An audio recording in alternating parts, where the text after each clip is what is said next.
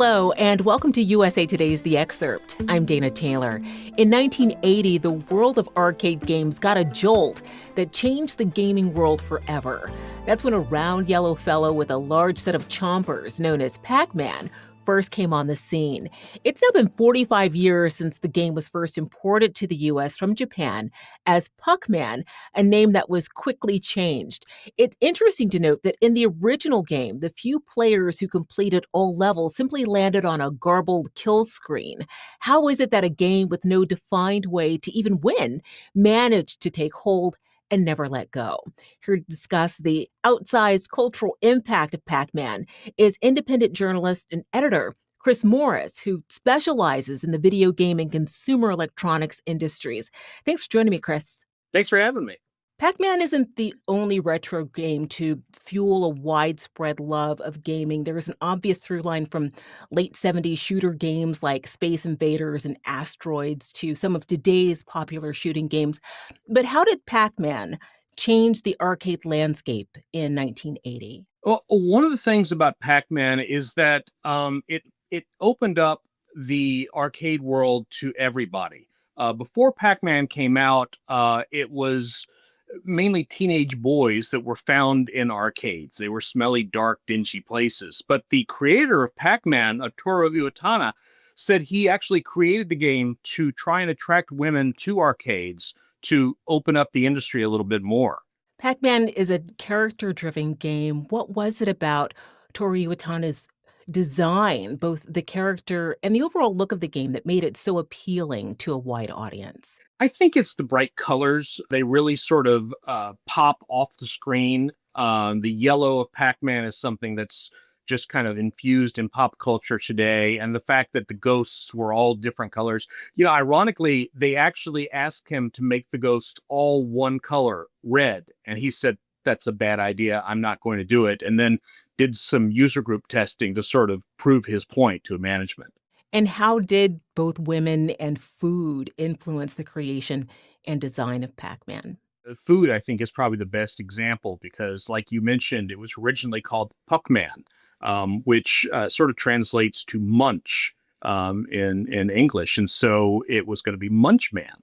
And it was all designed around the pizza shape with a slice taken out and Pac-Man eating things. As I understand it, part of the design came from Iwatana watching his wife eat dinner one time, and that just sort of struck inspiration. Nolan Bush, now the famous gaming pioneer who invented Pong and is also one of the founders of Atari, believes the best games are easy to learn and difficult to master. Do you think that's one of the secrets to Pac-Man's success? Yeah, I think so. I think that it's a game that anybody can pick up and play. You don't have to learn the rules of the game. You very quickly know you're just trying to avoid those ghosts that are coming after you. There are YouTube videos out there of a chimpanzee playing the game and seemingly understanding what you're supposed to do. So it's a very simple concept, but it's something that was, like you say, very difficult to master. Very few people got to that kill screen that you mentioned. So, keeping with the ghosts, Pac-Man isn't the only character here. We have Blinky, Pinky, Inky, and Clyde, the ghosts that chased after Pac-Man. Can you break down that part of the game design and its impact on the way games are designed today? You need some sort of challenge in any kind of game, of course, and the ghosts are the what you're working with right there. What was interesting about the design of the game is that the ghosts all act a little bit different than each other. Blinky, the red ghost, is the most aggressive. He's always coming after you. Pinky and Inky, they are programmed to be a few it's an inch so from where you're the front of Pac-Man's face. And so that's why you will sometimes run into them. And Clyde, the orange ghost, he just kind of does whatever he's feeling like. He just wanders around and just sometimes happens to bump into you and end that level for you.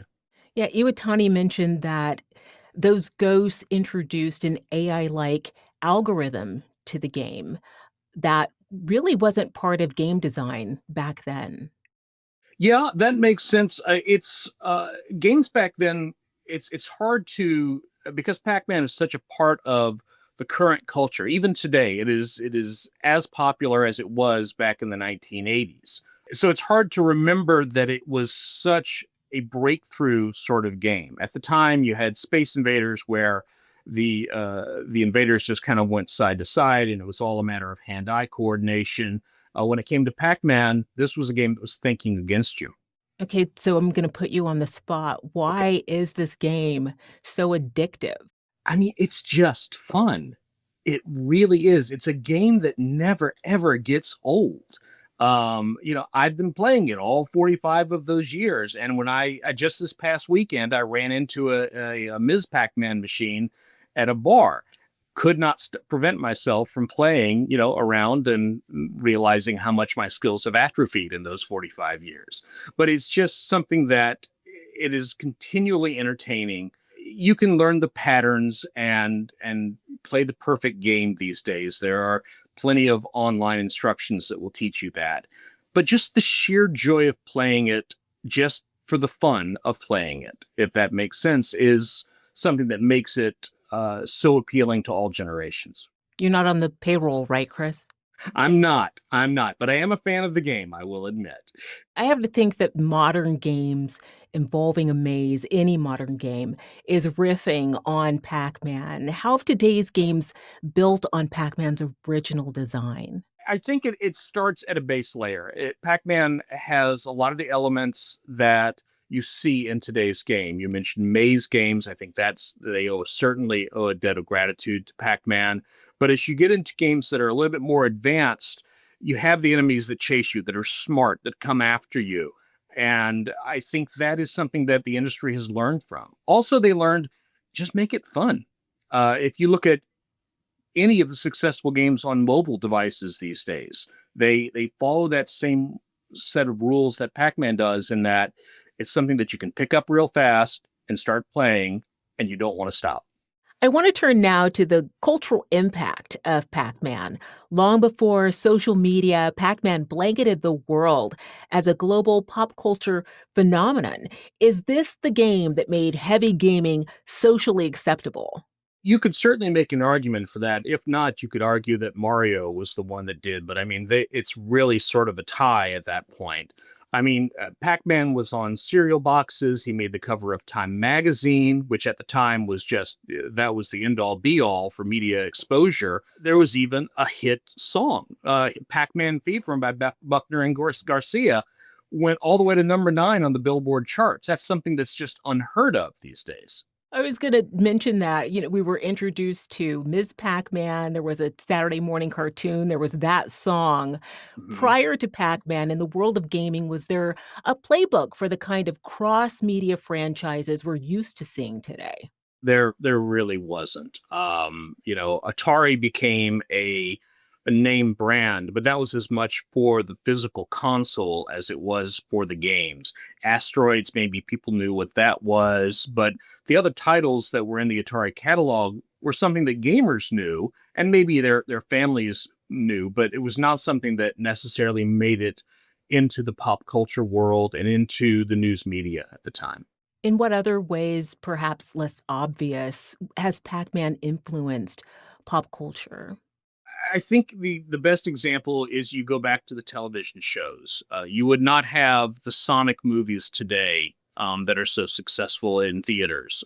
You would not have the Halo miniseries. You would not have The Last of Us on HBO Max. It made it acceptable for people to realize that video games can be more than just entertainment. They can actually be an art form. And it was very early and very bare bones, but it showed that there was stories that could continue beyond the screen you were playing on. Chris, Pac-Man and its creator, Toru Iwatani, are now part of the permanent collection at MoMA, among many other museums. You cover today's crowded world of gaming. Are there any newer games destined for a Pac-Man-sized impact? Wow. A Pac-Man sized impact is a really big mark to hit. Like I mentioned, is certainly on that same level, and then you sort of work your way down. I think you'd have to look at Minecraft today as one that is at that level, but maybe adjacent to it. There's no character so much in Minecraft as there is in Pac-Man. Yes, there's Steve the Miner, but there are so many other characters that kind of capture people's imaginations.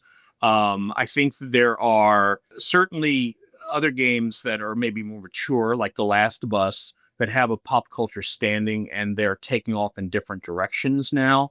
But are they on the same level as Pac-Man? It's kind of hard to make that argument. And are there any games that you were just excited about right now that maybe we should check out? Oh gosh, that's asking my favorite child. Um, I think you really deserve it if you enjoy Pac-Man, if you enjoy that sort of light, fun gameplay. Donkey Kong Bonanza on the Switch 2 certainly has ties back to Pac-Man. It's a game that is very, very entertaining, and is very, very easy to pick up. We've, of course, got Grand Theft Auto coming out next year. It's a much different sort of game, but very narrative. We're coming up on the holiday season, so there's always something interesting that kind of breaks away from the pack once those games start coming out. All right, Chris, thank you so much for being on the excerpt. Absolutely. Thanks again for having me. Thanks for watching. I'm Dana Taylor. I'll see you next time.